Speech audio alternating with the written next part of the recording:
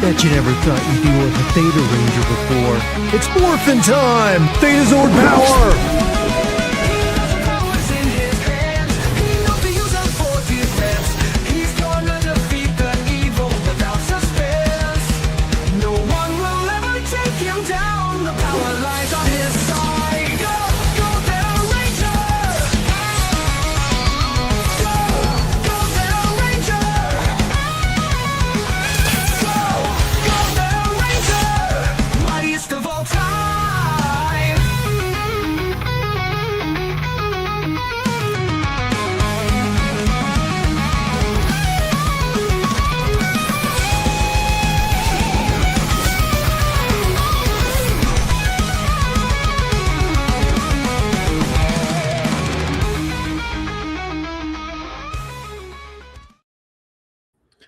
Good morning to the new morning dig.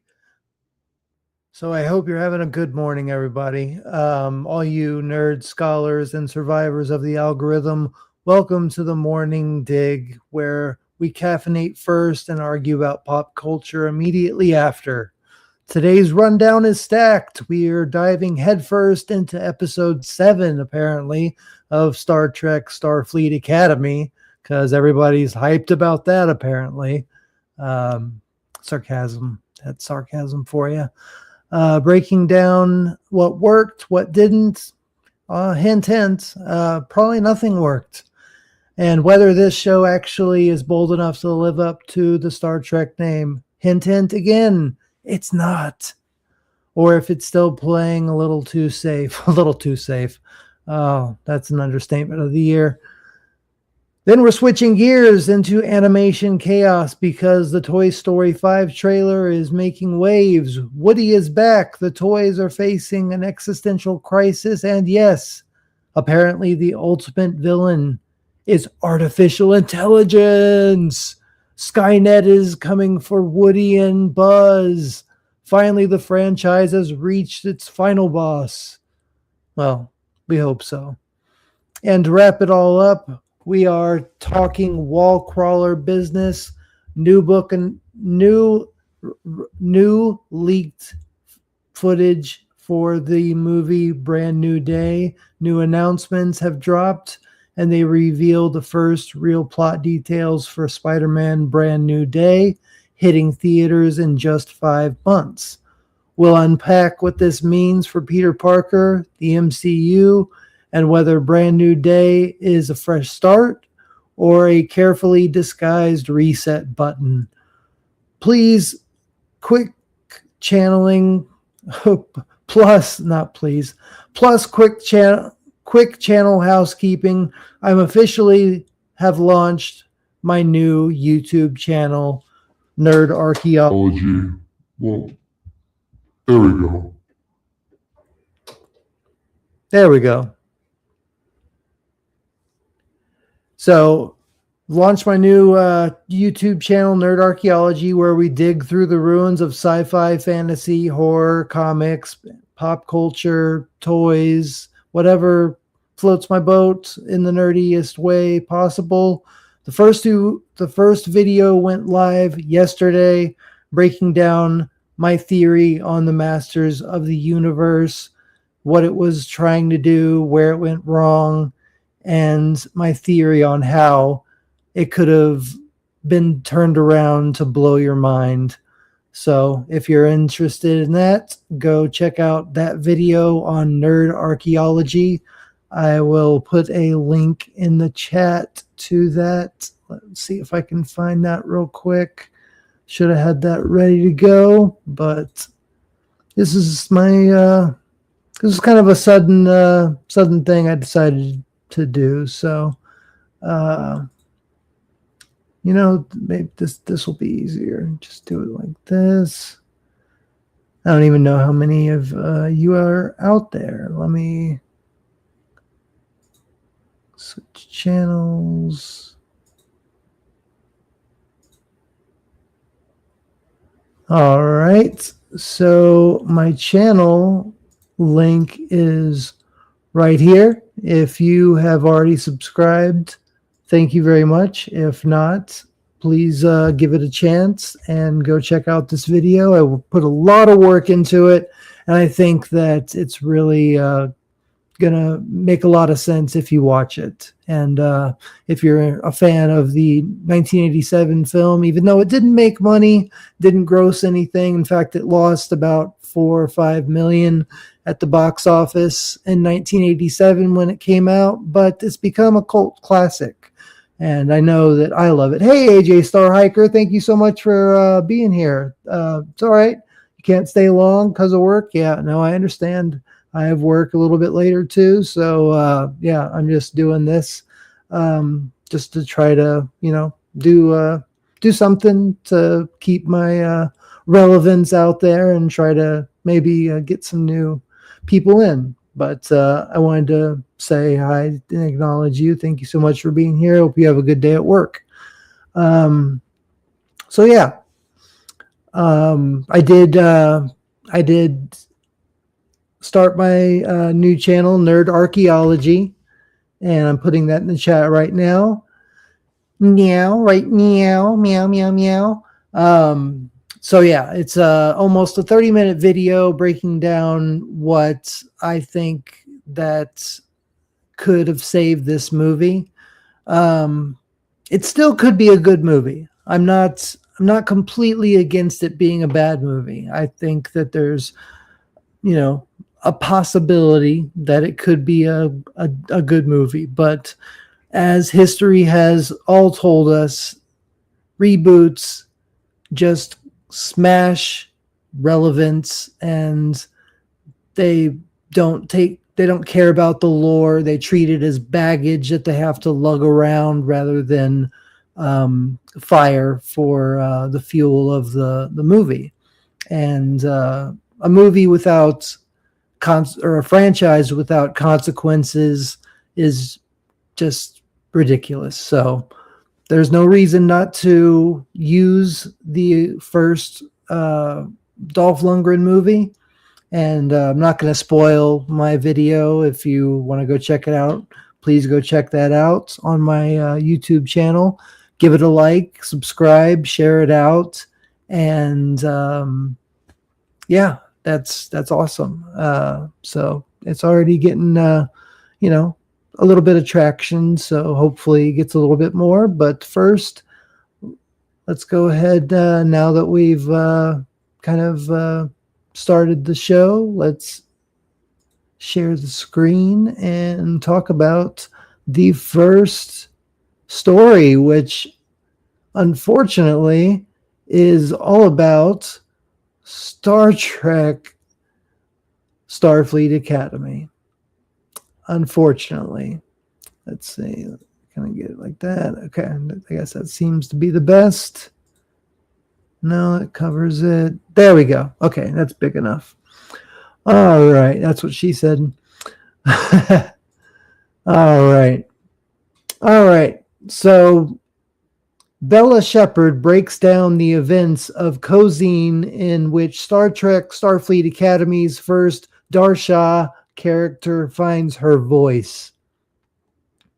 The following contains spoilers for Star Trek Starfleet Academy Episode 7. Hint, I don't think that anybody really cares.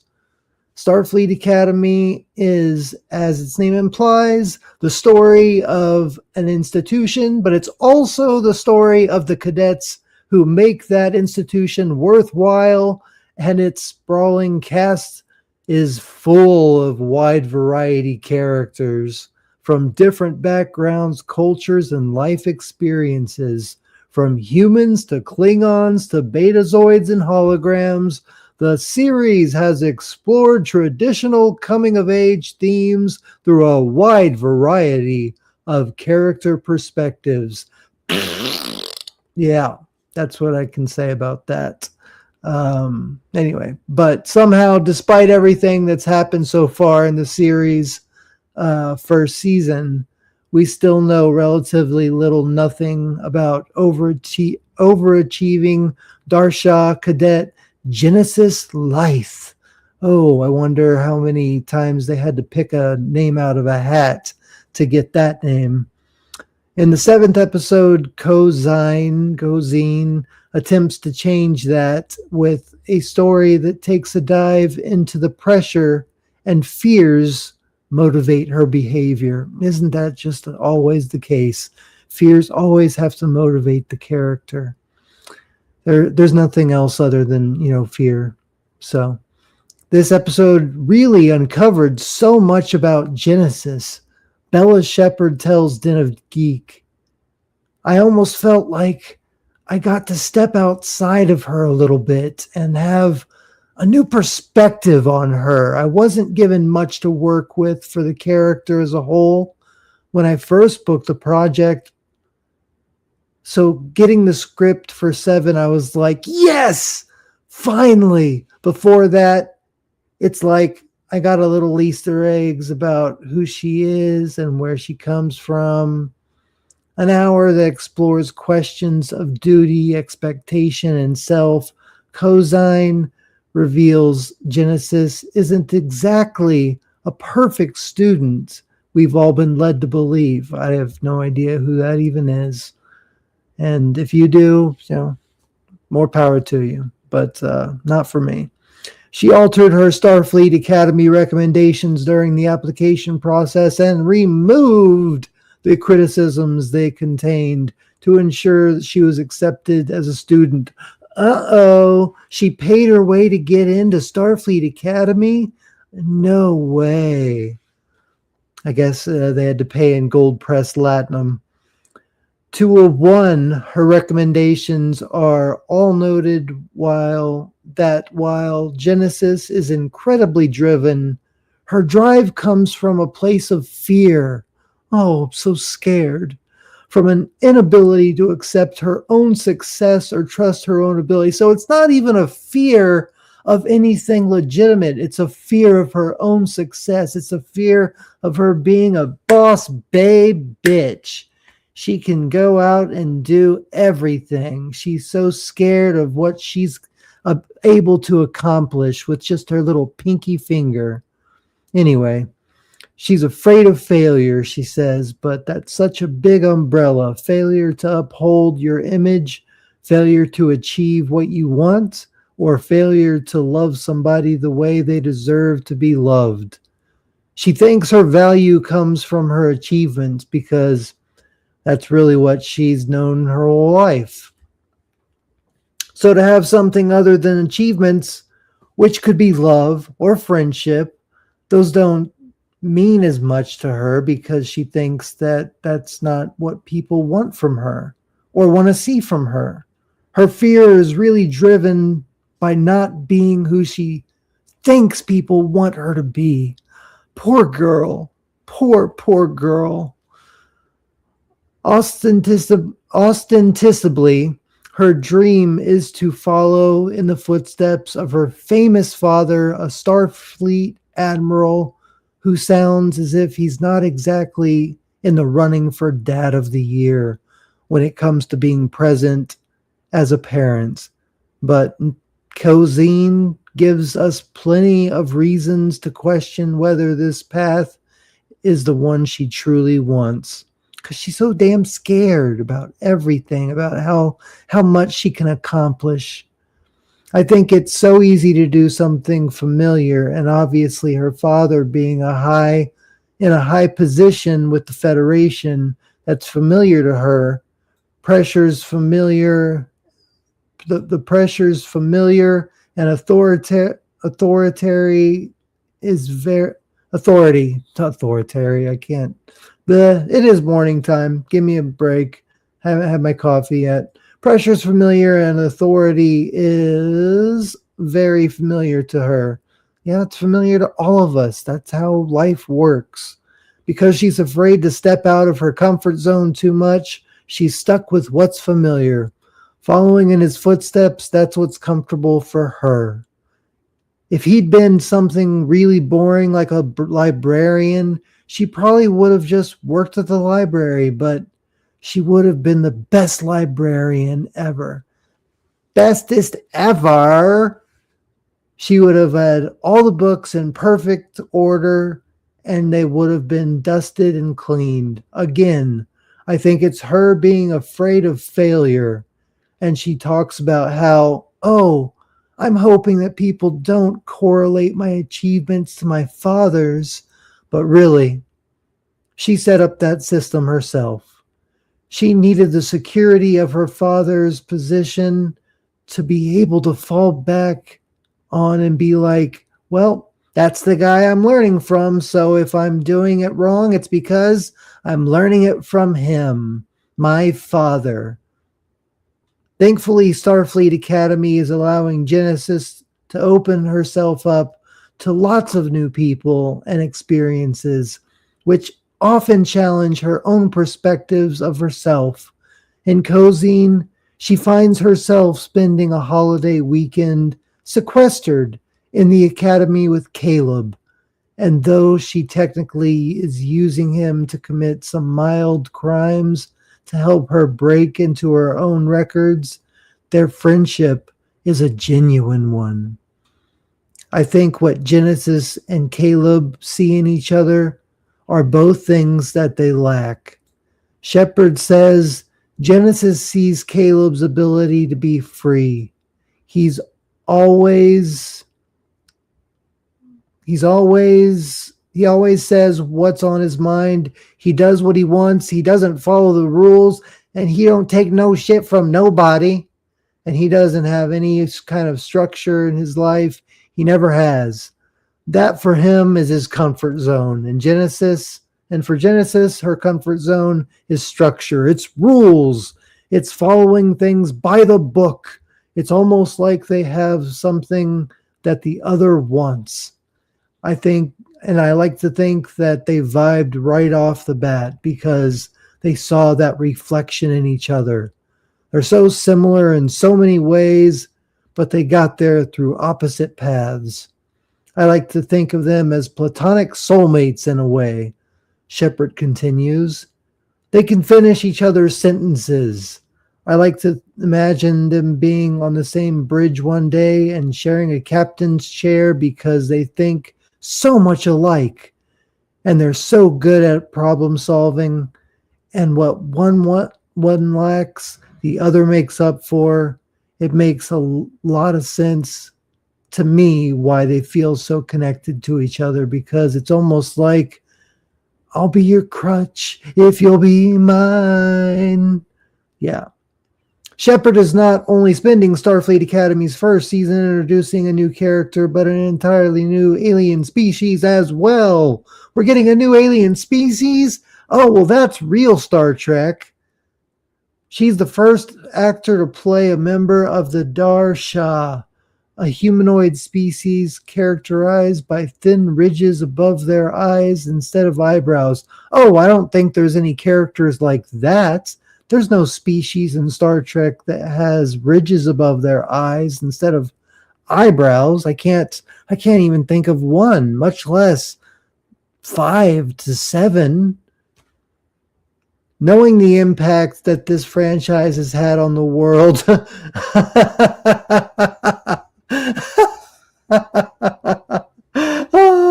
are you shitting me?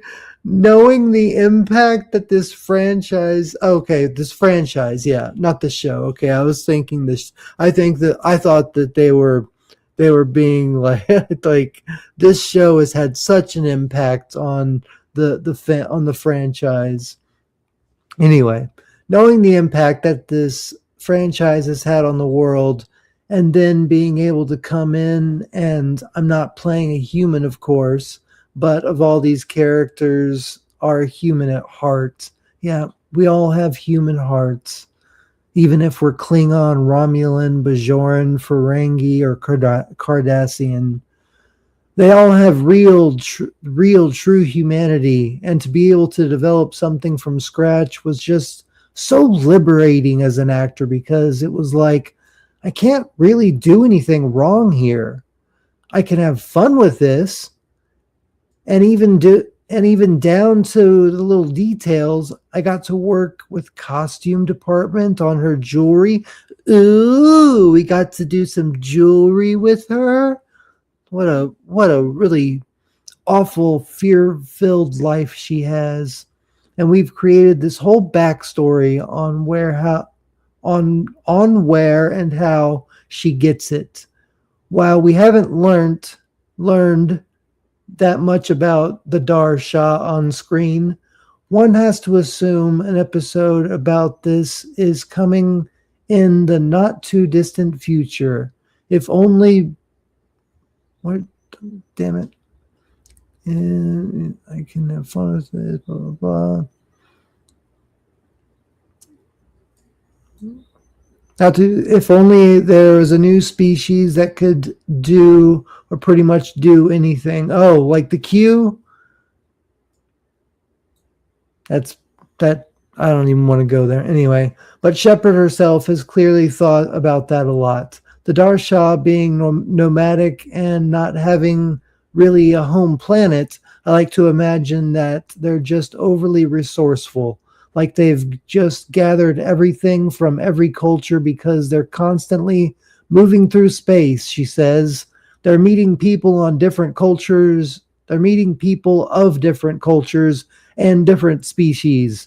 So I like to pull from everything that I research in this real physical life and put that into, oh, I like this piece of culture. I feel like we can integrate that into my space, into the future version for the Dar Shah story. Yeah. And it's just been so fun. My job is to play pretend, and now I get to do it to the fullest extent. The question of what Genesis Academy career will look like going forward is one only the rest of the season and series, to be honest, can answer. But to hear Shepard tell it, Cozine is just the beginning.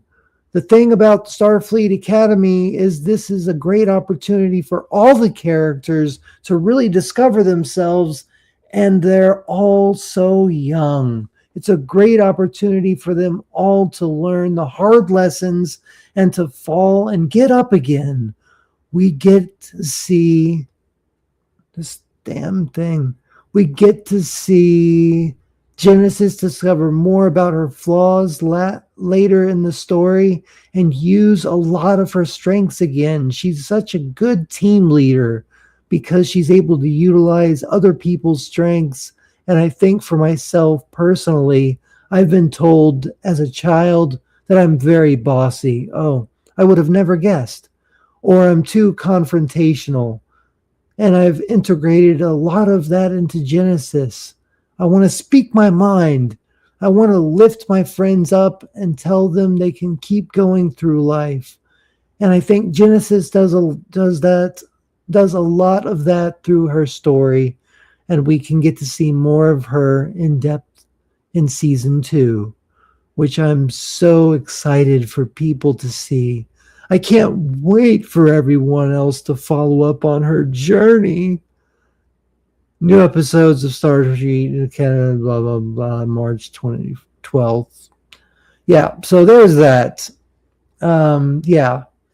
So, yeah, there it is.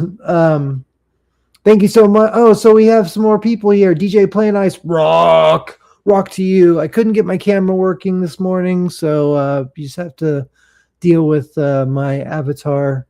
Unfortunately, you can't see my pretty face this morning. AJ Starhiker, DJ Playing Nice. Okay, so it's both of y'all. Thank you so much, and anybody else that is around. I hope y'all are having a wonderful morning as well. Thank you so much for being here. It's always a pleasure. So yeah, I think everybody knows what my thoughts are about this entire show. Starfleet Academy. It's a complete waste of time, and even worse than that, it's detrimental to Star Trek. Just we need a complete reboot. We need to get new writers that actually care about the franchise, just like with all the franchises, like with Tron, honestly now even with Matrix. The fourth one was just complete crap, but we need to get new writers in for Marvel, DC, just everything. Just get all the writers out and get people in that actually care about the franchise and not the person that came out with a degree in film, whatever, or women's bra burning history or whatever. It's all just a big joke. It's going to be the future of cinema and TV are going to be people like you and me that actually care about these franchises. It's not going to be Michael Bay. It's not going to be J.J. Abrams. We've lost so many of the greats, the great directors and writers, that we're kind of stuck with a plethora, if you will, of complete dog shit, ass kissing screenwriters that don't care about anything other than kissing ass and getting a paycheck. So that's what I think about that. It's sad that we're getting this. Well, I'm not getting it. I'm not watching it, but anyway, there's that. So we'll move on to the next story, which is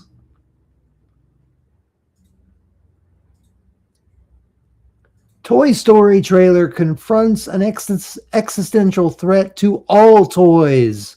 The latest trailer for Toy Story 5 puts a new twist on a familiar challenge. For objects of children's entertainment, Buzz and Woody have been through a lot. In the first Toy Story movie from 1995, man, wow, I can't believe it's been that long. Anyway, the cowboy Woody had to face potential replacement by the flashier spaceman Buzz Lightyear to the rescue. Since then, they've been kidnapped by Wayne Knight. Oh, Newman, sabotaged by a rogue antique, and almost sent to hell. The latest trailer for Toy Story 5 brings the toys back to their roots with a threat of replacement that goes deeper than Woody's worry that Andy has outgrown him. The toys' new kid Bonnie has been given a tablet called Lilypad. How cute. Greta Lee. Isn't Greta Lee Keiko, or not Keiko, that's from Star Trek. The Star Wars woman. No, Greta Lee is the comedian, maybe. I don't know. Anyway, and Lilypad can keep Bonnie's attention for better or for worse. To mount a rescue mission, Jessie has to call in some backup, bringing Woody and all the original toys back together again. This sounds kind of wholesome, honestly.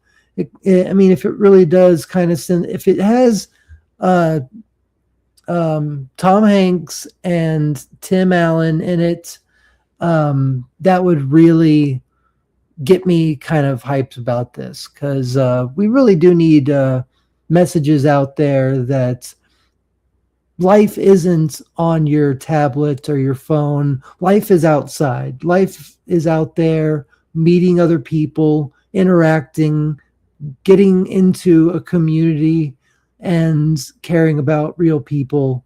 And I love you all out here, in the audience listening to me, and I really do appreciate you taking the time to give me a chance.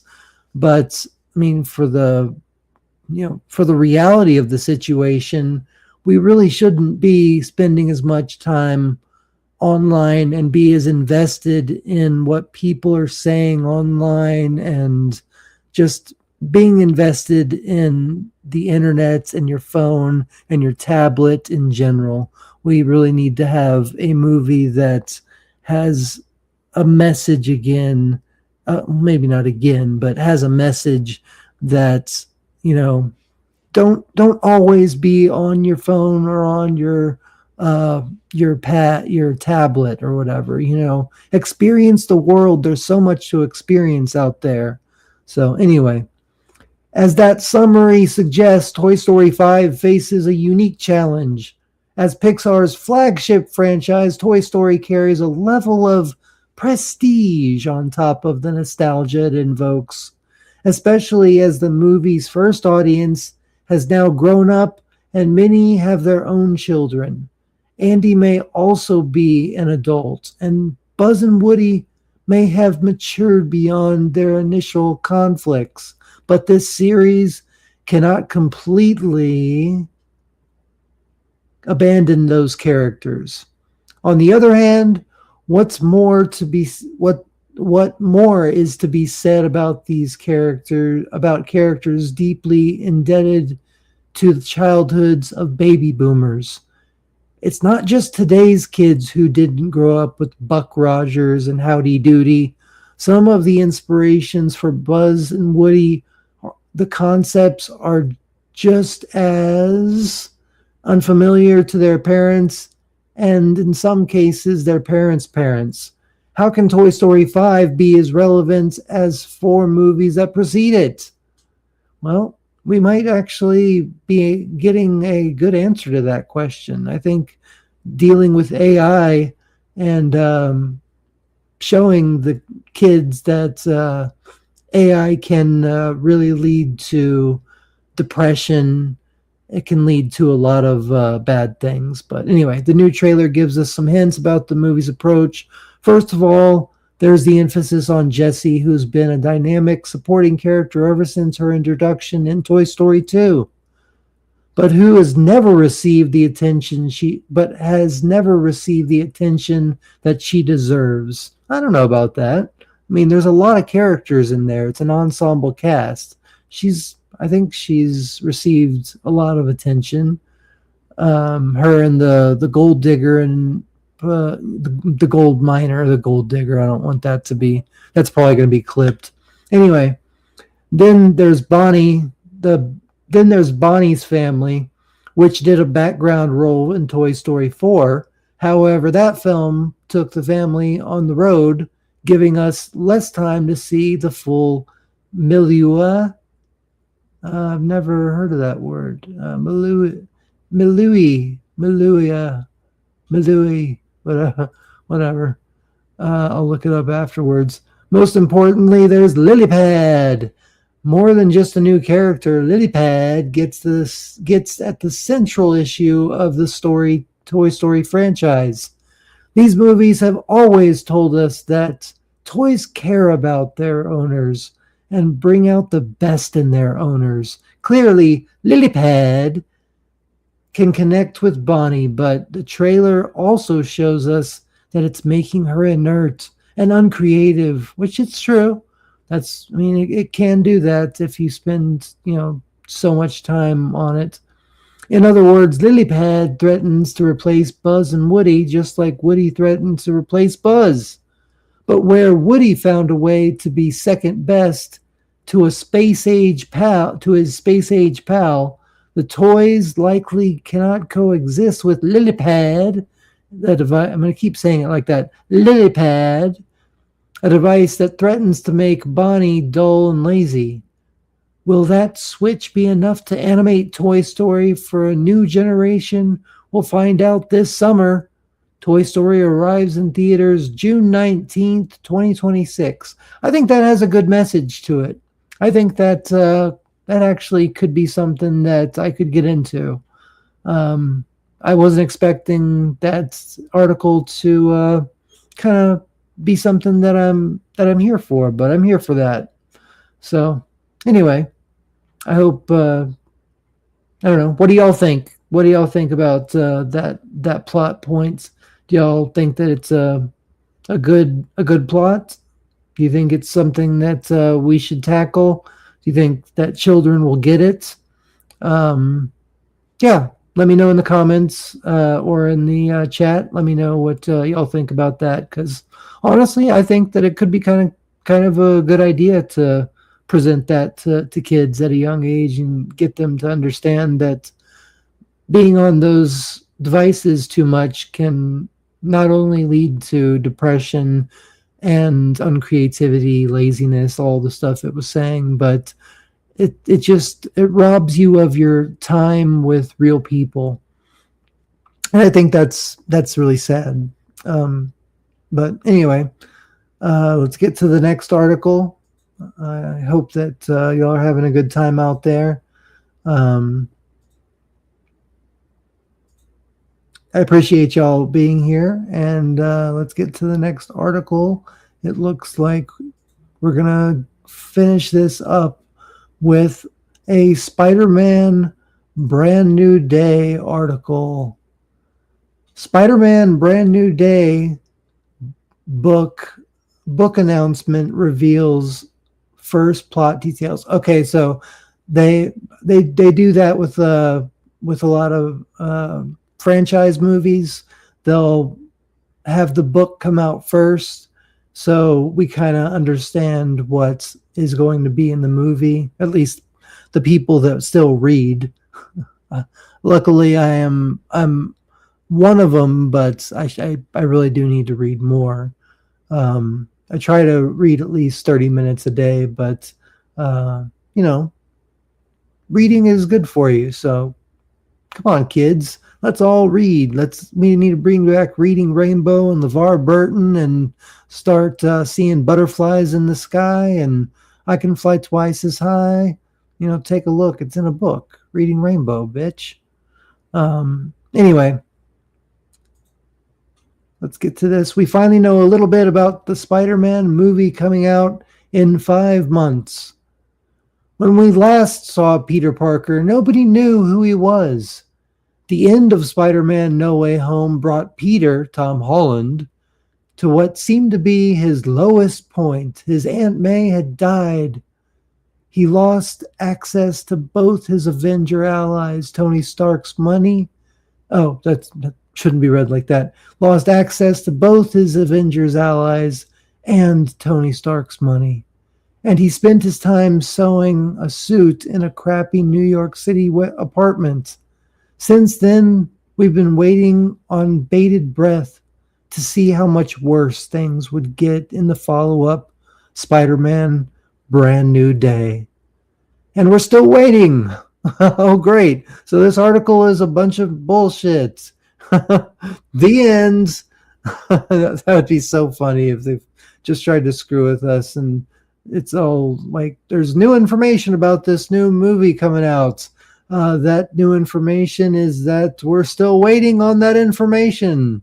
No, anyway, the movie's only months away. The Super Bowl has come and gone, and we still don't have a trailer. However, thanks to a blurb for the book Spider-Man Brand New Day, we have an idea of the film's plot.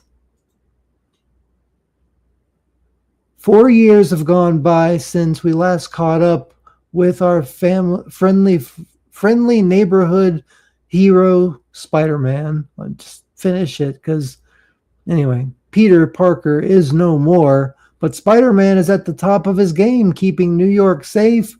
The blurb declares things are going well for our anonymous hero until an unusual trail of crimes pulls him into a web of mystery larger than he's ever faced before. Even bigger than Thanos killing him? I mean, that's a pretty damn big conundrum to be facing. I guess with Doctor Doom, they have to build it up. And if it's God Doom, like I predicted in my video from a long time ago, then So anyway, in order to take on what's ahead, Spider-Man not only needs to be at the top of his physical and mental game, but he must also be prepared to face the repercussions of his past. Okay, that's not the richest thing in the world, but it does contain some surprises. Most notably, the blurb tells us that things aren't so bad for our friendly neighborhood wall crawler. That's actually a refreshing change for the MCU's version of Spider-Man. In the comics, Spider-Man may be the Charlie Brown of the superhero set. What does that mean? Like I guess the main character? But he does occasionally have things go, oh, yeah, okay, that makes sense. Yeah, the Charlie Brown is in everything, always seems to uh, go the opposite way from what he is wanting. But he does occasionally have things go his way. I mean, the guy was married to a supermodel for years. The MCU Spidey may have had instant access to Tony's billions, but he's never been respected as a superhero. I don't know about that.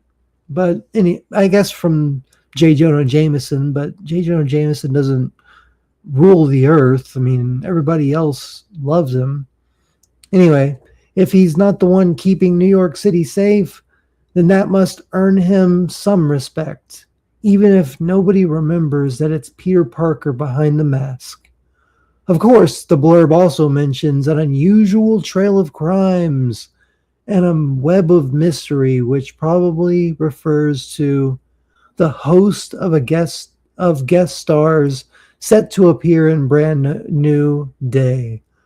We know the film will feature minor baddies such as Boomerang, Tarantula, Scorpion, and Tombstone. I wouldn't put Scorpion and Tombstone in with Boomerang and Tarantula.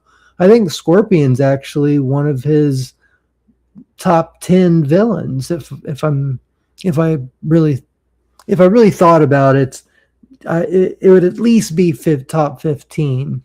But definitely, I think there's definitely a possibility it could be in the top 10.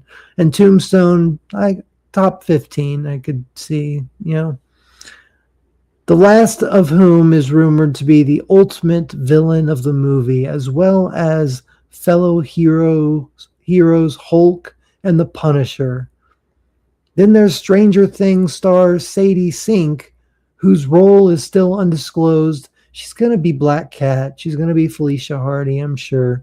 Or maybe she's going to be the real Mary Jane. She's going to be another Mary Jane or something like that. Maybe they'll dye her hair blonde and she'll be Gwen Stacy. Who knows? If she is, as many hope, playing Jean Grey. Oh, she's playing Jean Grey. That's right. I remember hearing that now. If she is, as many hope, playing Jean Grey of the X-Men, then the arrival of the feared and hated mutants in the MCU will certainly be a web of mystery unusual for Spider-Man. Okay, they already have metahumans. Are people really gonna know the difference between a mutant and a metahuman type situation? I mean, they all have powers. They all look, they all look extraordinary. How are people going to tell the difference and be hated? I mean, it would definitely have to be something where the mutants came out, and it would have to be something where the Brotherhood of Evil Mutants came out and started destroying things and made it a point to let the media know that the mutants are born with an X gene and they are the ones that are creating all the chaos and havoc. Hey, Cyclops' brother, Alex Summers. Anyway, and hated mutants in the MCU will certainly be a web of mystery unusual for Spider-Man. And Spider-Man may know a thing or two about webs, but that's going to make life much, much worse for Peter. Why? That's kind of interesting. Oh, well, at least it sounds like Peter will have a few good months at least. Spider-Man Brand New Day swings into theaters July 31st, 2026. A little bit about a month before my birthday. So that sounds good. All right, everybody. Yeah. Hey, what's up, Lieutenant Garatina? Thank you for being here. Thank you, everybody, for being here this early morning. Like I said, I have a new channel. Let me get that up for you all. It's Dragnet. Y'all remember Dragnet? Or my favorite was Get Smart. Don Adams as Maxwell Smart, and he was also the voice of Inspector Gadget. But yeah, he just a fantastic actor and voice actor.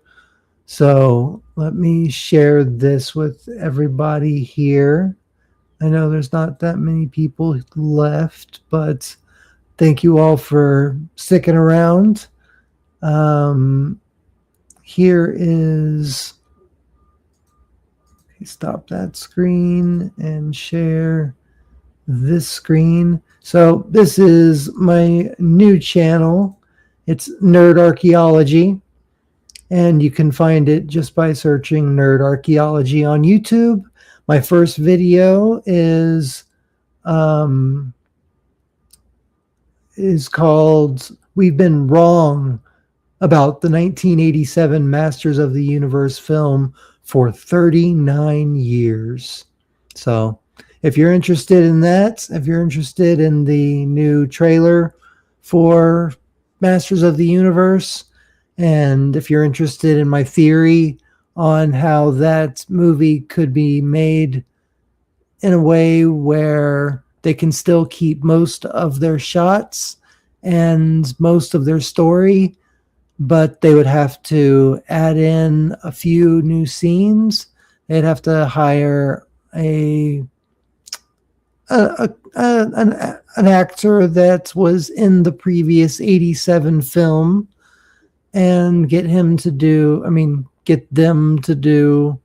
a few different shots to complete the theory. But it would explain why the Sword of Power looks different. If the original 87 movie is a prequel to the new movie, it would explain why the sword looks different in this video. It would explain why He-Man from the 87 movie isn't the same person in this movie. It would explain why Prince Adam was sent to Earth. It would explain why Skeletor looks different. And it would just explain a lot of what they have already shown in the trailer. And as long as they get that one scene out where he walks into that game shop and he tries to pull that sword from that barbarian's mannequin hands, and he looks like, from that one angle, his face looks like he's taking a shit as he's pulling that sword trying to pull the sword from the hands, and the manager or the worker there is looking at him and is like, "Sir, you can't do that." And I'm just like, okay, we have another trope of a white guy being a white male being a complete idiot in a movie. What's new? I mean, shouldn't I expect that by now? It's the yearly reboot, and this year's reboot obviously is Masters of the Universe. He's a white guy. We got to make him look like an idiot first. So that's what they had to do. They made him look like an idiot, obviously. So thank you all for being here. I hope that you have a great day. And I hope you enjoyed this little 50-minute morning review of today's news. If you want to support the channel, you know what to do. You know what to do. like, share, subscribe. If you want to become a member of this channel, I'm still going to be using this channel as my my base until I get the other channel monetized. But yeah, until then, I will bring you the best content I can, and I hope that you all have a wonderful day. And yeah, think about becoming a member, and also leave a comment after the stream is over. It really helps me to know what y'all are thinking, what I should do next, if I should have another game night, a karaoke night, that kind of stuff. And yeah, if you want to become a member, that would help out a lot, but no pressure. Other than that, have a great day. This was the morning dig. I hope you all are ready for a fantastic day. I love you all. May the power protect you.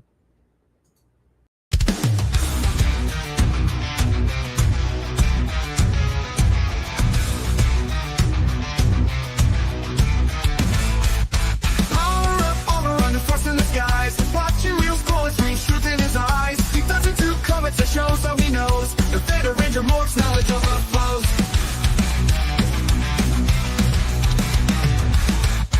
Gadgets, gizmos are crystal from the net, analyzing every clue, never breaks a sweat. From animated sci-fi treasures to explore, with Vader sword by his side, he's ready for more. Vader thunder, power strong, brains and brawn, can't go wrong. If you warrior fights the fight, the Vader Ranger lights the night.